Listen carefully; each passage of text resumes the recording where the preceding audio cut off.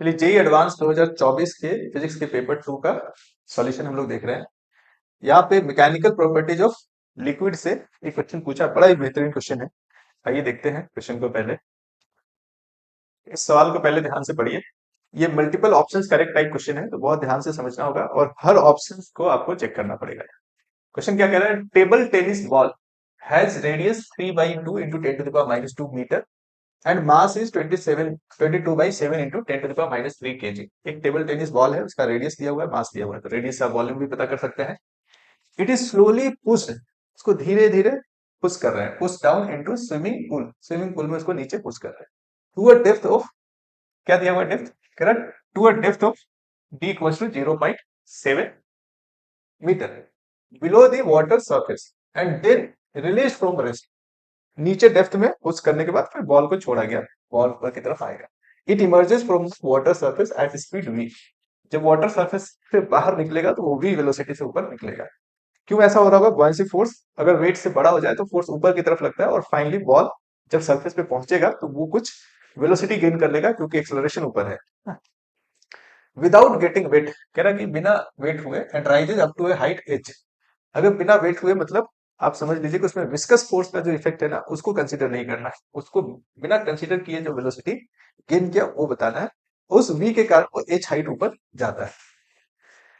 Which of the following options is or are correct? नीचे कुछ option दिया, उसमें से कौन सा ऑप्शन करेक्ट है वो आपको बताना है। पहला ऑप्शन क्या है? The work done in pushing the ball to the depth is 0.077 joule. नीचे तक ले जाने में कितना वर्क डन करना पड़ा, ये चेक करने के बाद ही पता चलेगा। सेकंड ऑप्शन में कह रहा है if we neglect the viscous force in water then the speed v is 7 metre पर सेकंड। अगर विस्कस फोर्स को नेग्लेक्ट किया जाए तो जब वो सरफेस से बाहर निकलेगा उसका स्पीड 7 मीटर पर सेकंड होगा। इसको चेक करना है। सी में कह रहा है if we neglect the viscous force in water then the height h is equal to 1.4 होगा। अगर विस्कस फोर्स को नेग्लेक्ट करें तो सरफेस पे किसी स्पीड से आएगा, उस स्पीड से जब ऊपर जाएगा तो सरफेस से कितना ऊपर जा सकता है, इसको पता करना है। The ratio of the magnitude of the net force excluding the viscous force to the maximum viscous force in water is. कह रहा है कि मैक्सिमम विस्कस फोर्स जो होगा और जो विस्कस फोर्स को छोड़ करके जो नेट फोर्स होगा, उन दोनों का जो रेशियो है वो 500/9 आएगा। तो ये चारों ऑप्शंस को अलग अलग सॉल्व करके चेक करना पड़ेगा क्योंकि एक ही सॉल्यूशन से चारों चेक नहीं हो पाएगा। तो हम लोग क्या करेंगे, एक एक ऑप्शंस को बारी बारी टेस्ट करते हैं। पहला, work done in pushing the ball to the depth d equals to 0.077 joule. ये सही है कि नहीं पहले इसको चेक करते हैं। जो सिनेरियो है उसमें क्या है, ये आपका मान लीजिए लिक्विड सरफेस है, हमको यहाँ इसको लेके जाना है डी डेप्थ तक। डी डेप्थ जो है वो 0.7 मीटर तक नीचे लेके जाना है। ऊपर से फोर्स लगाना पड़ेगा तब ये नीचे जाएगा। क्यों ऊपर से फोर्स लगाना पड़ रहा है, क्यों लगाना पड़ेगा? एक तो ग्रेविटी ऑलरेडी नीचे लग रहा है, ग्रेविटी नीचे mg लग रहा है, लेकिन उसके बाद भी हमें नीचे फोर्स लगाना पड़ रहा है। क्यों लगाना पड़ रहा होगा, सोच के बताइए। कारण है बॉयंसी फोर्स, इस पे ऊपर बॉयंसी फोर्स लगेगा और ये बॉयंसी फोर्स क्योंकि बड़ा होगा mg से, इसीलिए हमें नीचे की तरफ नेट फोर्स लगाना पड़ेगा।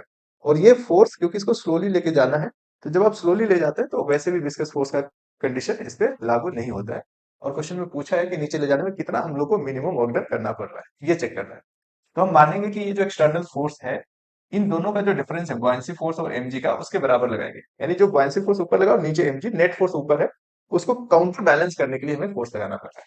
तो सबसे पहला नेट फोर्स जो हमें ऊपर से लगाना पड़ रहा है, या इस नेट फोर्स को हम कह सकते हैं एक्सटर्नल फोर्स, है ना। एक्सटर्नल फोर्स कितना लगाना पड़ेगा सर? ये लगेगा mg माइनस बी। उल्टा तो नहीं कर रहा है, ये लगेगा बी को बड़ा माना गया है ना यहाँ पे। हाँ sir, buoyancy force minus, point clear है।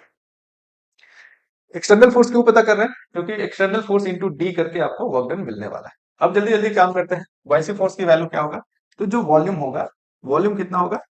स्फेरिकल बॉल है, 4/3 pi are cube into rho of liquid into g, minus 4/3 pi are cube into rho of solid into g. ये ग्रेविटेशनल फोर्स हो गया। सिंप्लीफाई कर लीजिए जल्दी से। 4/3 पाई इंटू आर की वैल्यू क्या रखना है, गिवन है 3/2, 3/2 इंटू 10⁻⁻² का whole square into R cube हो गया 4/3 pi are cube into G को भी इधर ले लेते हैं, बचा लिक्विड का डेंसिटी, वाटर का दिया हुआ 10⁻³ एंड डेंसिटी किसका पता करना है, बॉल का। तो बॉल का मास दिया हुआ है, एक काम ये कर सकते थे कि बॉल का अगर मास दिया हुआ है तो डेंसिटी क्या पता कर सकते हैं। सर इतना क्यों हम लोग मेहनत कर रहे हैं, एक काम तो यहाँ पे और किया जा सकता है कि बॉल का मास दिया हुआ तो उसको डायरेक्ट यहाँ पुट कर दीजिए, काम बन जाएगा, इतना झंझट ही नहीं है। कर लेते हैं। ये जो नेक्स्ट टर्म है उसमें m इंटू जी की वैल्यू रख देते हैं, बस बायसी फोर्स के लिए आपको वॉल्यूम और डेंसिटी की जरूरत पड़ेगी। तो mass is 22/7 into 10⁻³ into G is 10। ठीक है, सिंप्लीफाई कर लीजिए। 4/3 पाई आर क्यूब, 4/3 पाई की वैल्यू क्या, सब पाई की वैल्यू रख देते हैं 22/7। आर की वैल्यू क्या रखेंगे, यहाँ पे आर की वैल्यू रख देते हैं 3/2 इंटू 10⁻², जो गिवन है उसी को रखना है, इसका होल क्यूब है, इंटू लिक्विड का डेंसिटी, लिक्विड का डेंसिटी दिया हुआ 10⁻³ into G is 10 minus 22/7 into 10⁻²। क्या आने वाला है देखिए, अब ऑलमोस्ट हम लोग फोर्स पता करने वाले हैं, कुछ चीजें कैंसिल आउट होगा, 3 का स्क्वायर 9 है, 2 का स्क्वायर 4, ये कट जाएगा क्योंकि 2 का अच्छा क्यू है, सॉरी सॉरी क्यू है, तो अभी ना काटे, एक बार और थोड़ा मेहनत कर लेते हैं हम लोग इसमें। 4/3 into 22/7 into 27 divided by 8 into 10⁻⁻6 into 10⁻⁴, और इधर है -22/7 इंटू 10⁻²। अब क्या करें, 4 दूनी के 8 और 3 9 27, राइट। अब बताइए क्या होने वाला है। सर इसमें मुझे दिख रहा है 22/7 इंटू 10⁻⁻2 कॉमन होने वाला है, 22/7 गुने 10⁻⁻2 कॉमन होने वाला है, यहाँ बचेगा 9/2, 4.5 -1, तो ये 3.5 कुछ ऐसा मिलने वाला है। 22/7 गुने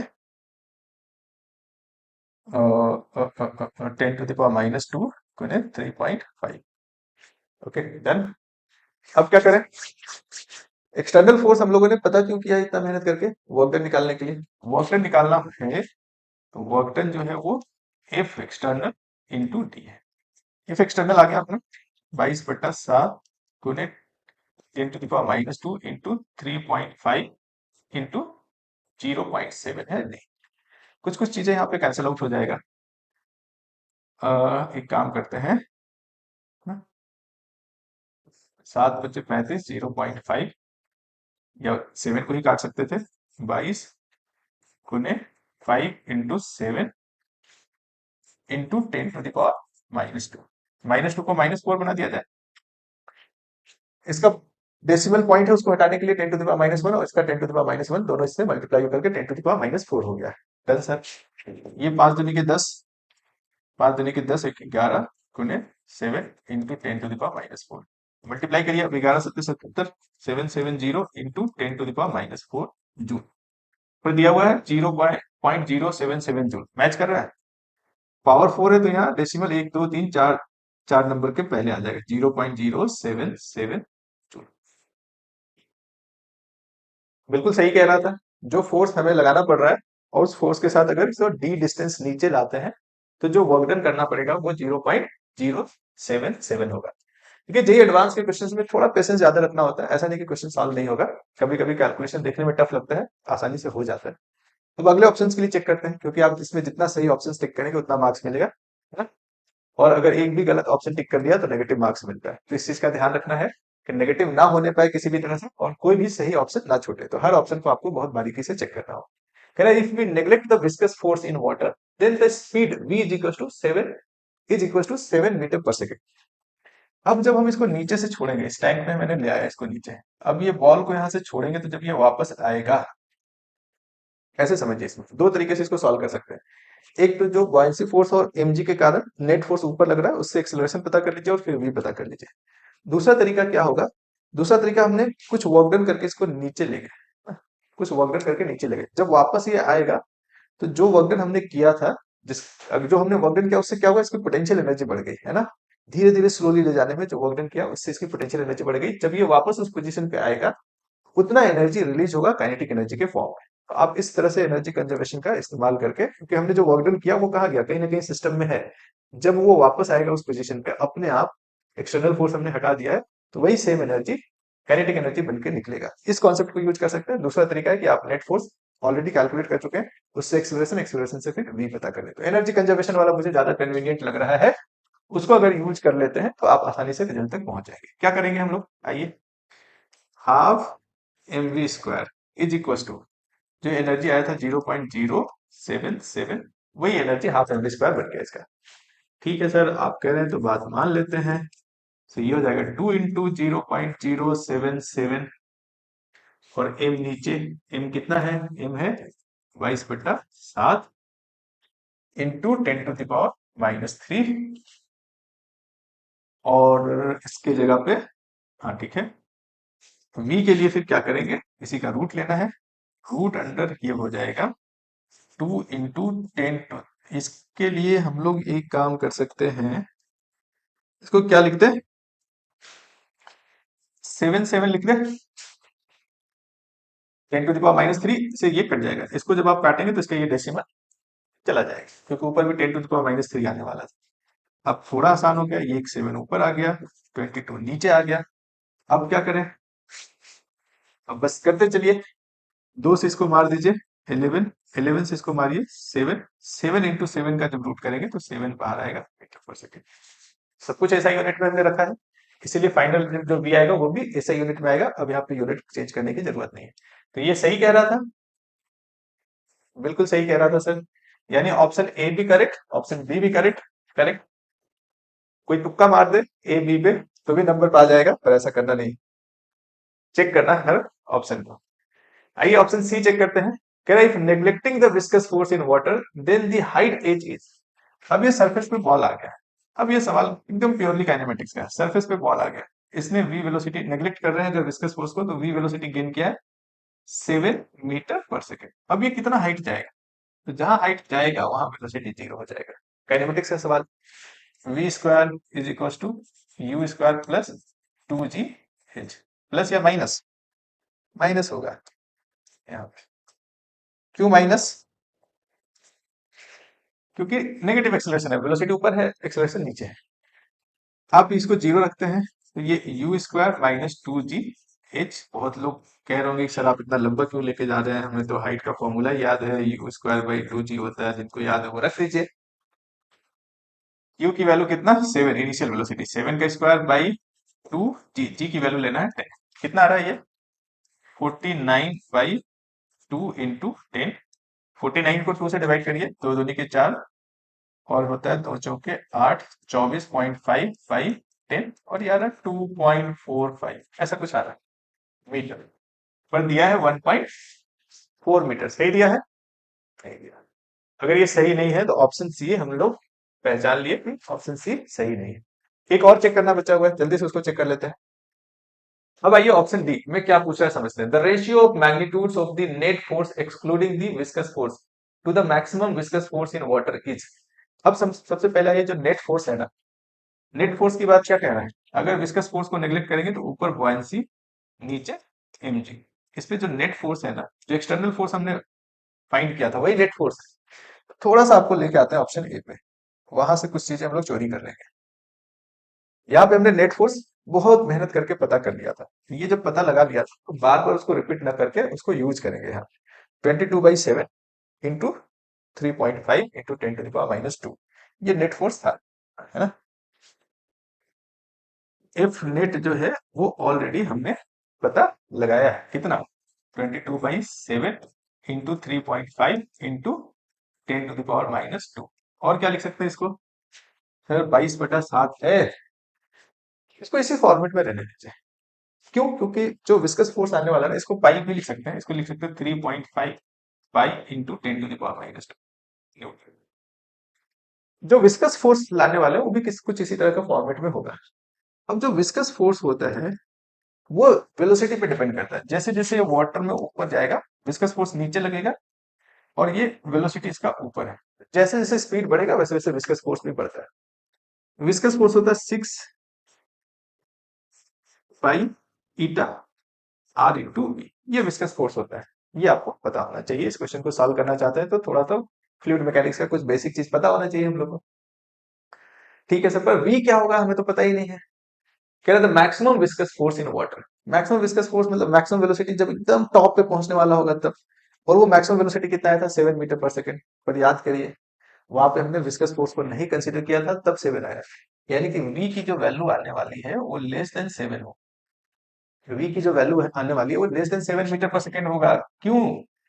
क्योंकि इस बार विस्कस फोर्स लग रहा है, कुछ एनर्जी लॉस हो जाएगा। हमने पूरा जो नीचे एनर्जी दिया था वो वापस हम काइनेटिक एनर्जी के फॉर्म में ले लिए। लेकिन विस्कस फोर्स एक काइंड ऑफ फ्रिक्शनल फोर्स है, लिक्विड के अंदर लगने वाला फ्रिक्शनल फोर्स। तो फ्रिक्शन में कुछ एनर्जी चला जाएगा, तो ये जो काइनेटिक एनर्जी है उतना नहीं रहेगा जितना कि हमने वर्क डन किया था। इसीलिए v जो है वो 7 से छोटा होगा। लेकिन जो मैक्सिमम सोच सकते हैं वहीं तक सोच सकते हैं, हालांकि वहां होगा नहीं, उससे छोटा ही होना चाहिए। तो वहां तक लेकर के रेशियो देखते हैं और फिर कंपेयर करते हैं कि ये बात सही है या नहीं। तो हमने v की वैल्यू को पूरा रख दिया है 7। क्या हो जाएगा, 6 इंटू पाई इंटू ईटा की वैल्यू दी हुई है क्या? देखिए देखिए, विस्कोसिटी ऑफ वाटर, आहा, 10⁻³ दिया हुआ था। आर, आर है सर 3/2 इंटू 10⁻²। इन वी किसको लेने का है, 7 ले लीजिए, ठीक है। दो से इसको मार दीजिए, 2×3=6। अब क्या हो गया, 3×3=9, 9 7×9=63। डन। क्या क्या मैंने 7×3=21, 21 दिया कर लीजिए, या 3×3=9, 9 9×7=63 इंटू 5 इंटू 10⁻⁻5।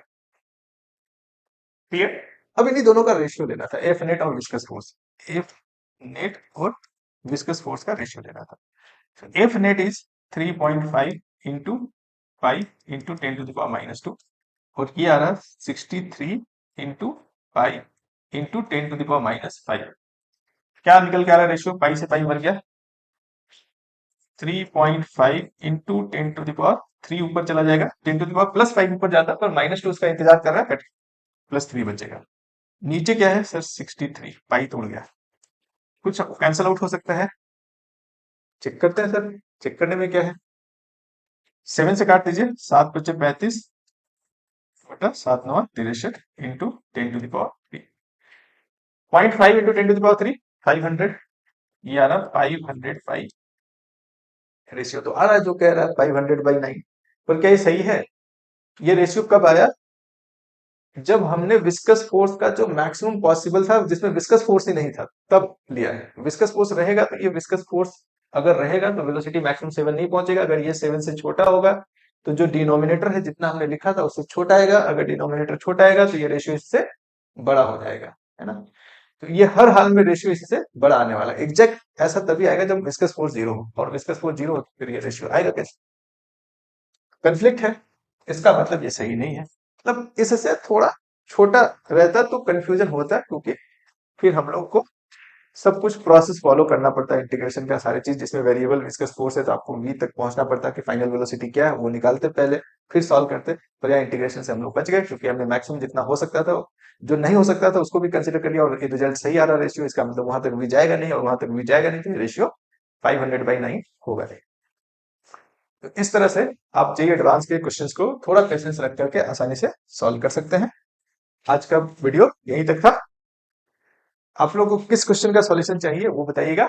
ये सीरीज ऐसे ही चलता रहेगा, इसमें हम लोग जेईई एडवांस के क्वेश्चंस देखते रहेंगे, और मेरी कोशिश रहेगी कि आपका एग्जाम आने से पहले हम लोग कम से कम 5 से 10 साल का जेईई एडवांस का क्वेश्चन अपने चैनल के थ्रू आप लोग को दे। और हमारा कुछ लाइव वीडियो भी आ रहा है जिसमें पूरा मास्टर क्लास चलेगा, जिसमें फिजिक्स को 0 से लेकर के एकदम एडवांस लेवल तक पढ़ाई जाएगी।